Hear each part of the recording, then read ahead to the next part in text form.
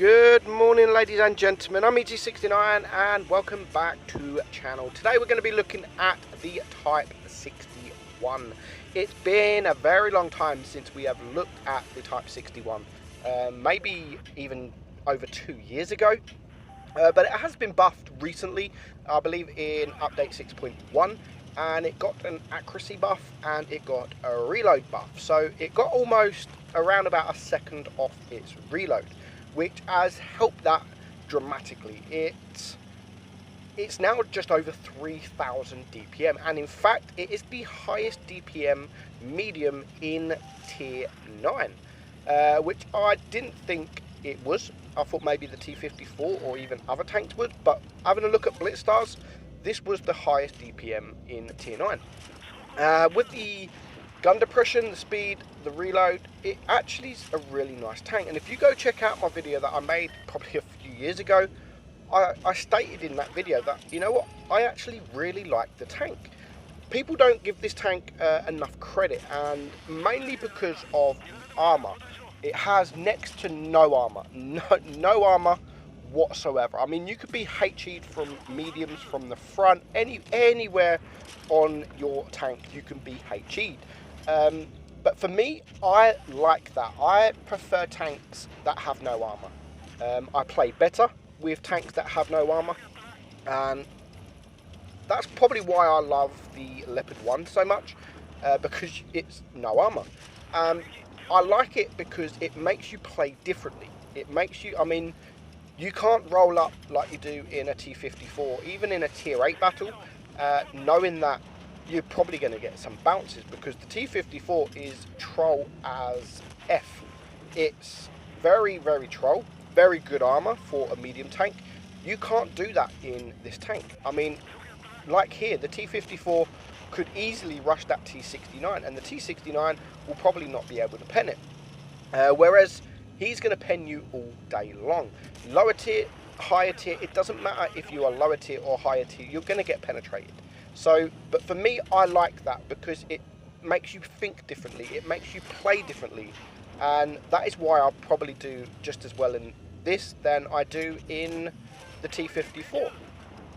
So the armour you do have to be careful about. I know we are naughty here, we are going to farm an E75, that is AFK, but we're winning on cap points. There's 3 tanks left alive. This, you know, farm a bit of damage, no problem. And now we can just rush these last 2 tanks. So it is a tier 8 game. There is just an EXP and a VK left. We've still got plenty of hit points, so that's not an issue. And we did really want to go in. We got 2 cap points, so we've got plenty of cap points, and we need to get some damage. I'm not happy with 4.2. I hate playing Supremacy with hit points left alive. It really frustrates me knowing that you could get more damage, but you can't because of the Supremacy points. So now we are 970, and we just want to get at least one more shot in with there. We do put him down to a 1 shot, and our team does kill him. So pretty easy battle if you ask me. 5,300 damage, and to be honest, I am getting this quite regularly with the damage. It has 10 degrees of gun depression. It has, fair enough, it doesn't have the armor to the turret armor to bounce some shots. I mean, you're not going to bounce hardly anything at all, but it has the reload now, it has the accuracy, it has the aim time, the DPM, it has all that, it has the speed. Now, these kind of battles here, we're going to watch Prince Esna. We're just going to call him Prince, and he's on mines. Now, usually with a medium tank that has 10 degrees of gun depression, grabbing the hill is good, but not actually going right up the hill. It's kind of better, I mean, like an STB. If I was in an STB, I wouldn't do what Prince is doing now. I would just stay at the bottom of the hill, use your turret, and then you can just farm some damage, farm some block damage as well. But in a Type 61, you can't do that. I mean, he gets lucky there that this T49 is... Why was he shooting heat in the first place? I have no idea. You're shooting heat into a Type 61. No. You could be in any tank and you could load HE in this thing and you're going to penetrate it. So especially a T49, you could have done 1,000 damage, but he didn't. So now he's grabbed the hill, he's taken out the tank, he's grabbed the hill, and he can start farming damage into some of these heavies. Although he has to be careful. I probably wouldn't have been in this position. I would have probably been further right behind that rock, but he's still grabbing the damage. He is farming some damage. Just misses there. The IS-8 just misses him, which is very fortunate for him.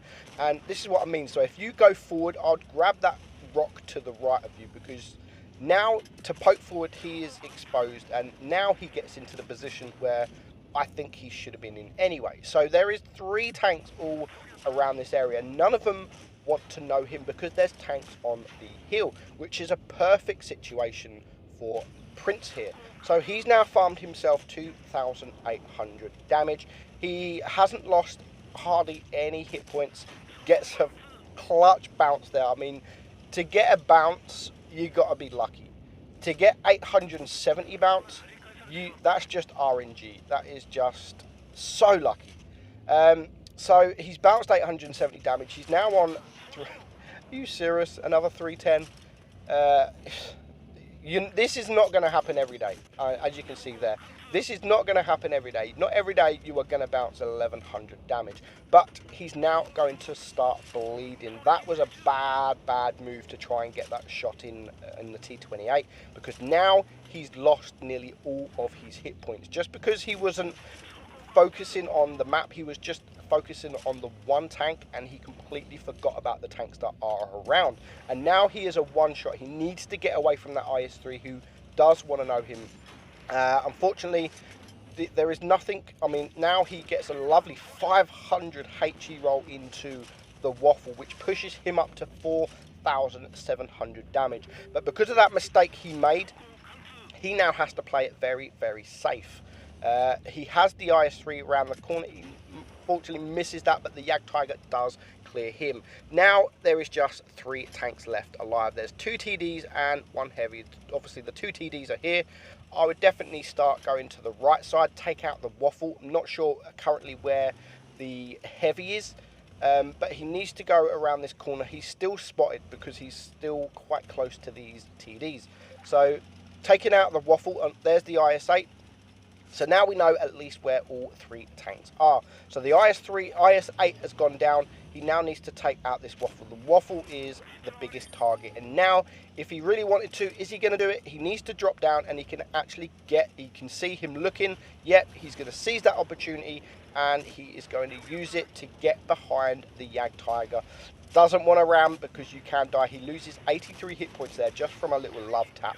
So now the Jagdtiger is down to a 1-shot. The IS-8 can clear him, and now it just leaves the enemy IS-8, who was only on 43 damage, and there he goes. So Prince finishes on 1,180 blocked damage, 5,600 damage. He gets the mastery badge, and let's wait for it. He gets the high caliber, and he makes 30,000 credits. So that is the Type 61. I mean, it did need a buff. I mean, the hatch on top, I don't think needs to be there, because it has no armor anyway. The whole tank has no armor. That hatch just makes it a little bit worse, because you can't go at least hold down or anything like that, because you've got a big hatch. Either remove the hatch or at least give the hatch a little bit of armor, and then it will be a brilliant tank. So now, just quickly looking at the stats, you can see the highest DPM by some, I mean, the pattern is just behind it.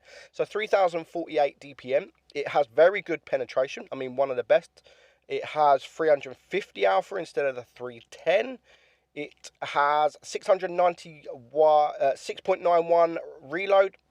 It's 105 caliber, 1.72 aim time, which is still very good, 0.317 dispersion, very good, and you can see there 10 degrees of gun depression, 48 kilometers an hour, and it is the armor there, as you can see, it's the worst of its tier for the armor. But if you look at the BlitzStars data, the 90-day win rate, 53%, it's doing very well compared to some of the others. Average damage is actually the highest average damage. Damage ratio is one of the highest.